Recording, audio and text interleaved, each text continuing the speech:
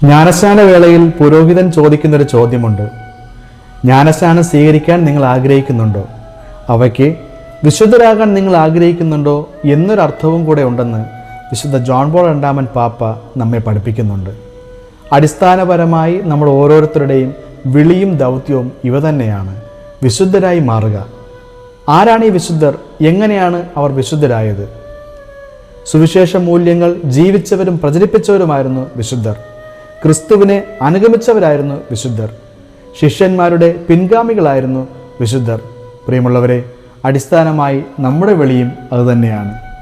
വ്യത്യസ്തമായ ജീവിത അന്തസ്സുകളും കടമകളും ഉള്ളവരാണ് നാം ഓരോരുത്തരും. നാം വൈദികരായിരിക്കാം, സന്യസ്തരായിരിക്കാം, അധ്യാപകരായിരിക്കാം, വിദ്യാർത്ഥികളായിരിക്കാം, ഉദ്യോഗസ്ഥരായിരിക്കാം, മറ്റു പല മേഖലകളിലുമായിരിക്കുന്നവരായിരിക്കാം. എങ്കിലും നമ്മുടെ അടിസ്ഥാന വിളി എന്നുള്ളത് വിശുദ്ധരായി തീരുക എന്നുള്ളത് തന്നെയാണ്. ഇന്ന് സകല വിശുദ്ധരുടെയും തിരുനാൾ നാം ആഘോഷിക്കുമ്പോൾ നമുക്ക് ഓരോരുത്തർക്കും ലഭിച്ചിരിക്കുന്ന സ്വർഗീയ മധ്യസ്ഥനെ നമുക്കൊന്ന് നോക്കാം.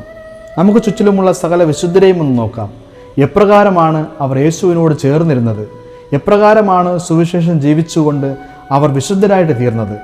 അടിസ്ഥാനപരമായിട്ടുള്ള നമ്മുടെ വിളിയെന്ന, നമ്മുടെ വിശുദ്ധരാകണമെന്ന വിളിയെ ഉൾക്കൊണ്ടുകൊണ്ട് നമുക്കും ഇവരോട് ചേർന്നിരുന്നുകൊണ്ട് വിശുദ്ധരാകാൻ ശ്രമിക്കാം. വിശുദ്ധരോടുള്ള നമ്മുടെ ഐക്യവും സംസർഗവും ക്രിസ്തുവിനോട്ടുള്ള ഐക്യവും സംസർഗവുമാണ്. നമ്മുടെ സ്വർഗീയ മധ്യസ്ഥരെയും ചേർത്ത് പിടിച്ചുകൊണ്ട് നമ്മുടെ വിളിയായ വിശുദ്ധരായി തീരുക എന്ന വിളിയിലോട്ട് നമുക്കും കടക്കാം. അതിനായി നമുക്ക് അധ്വാനിക്കാം.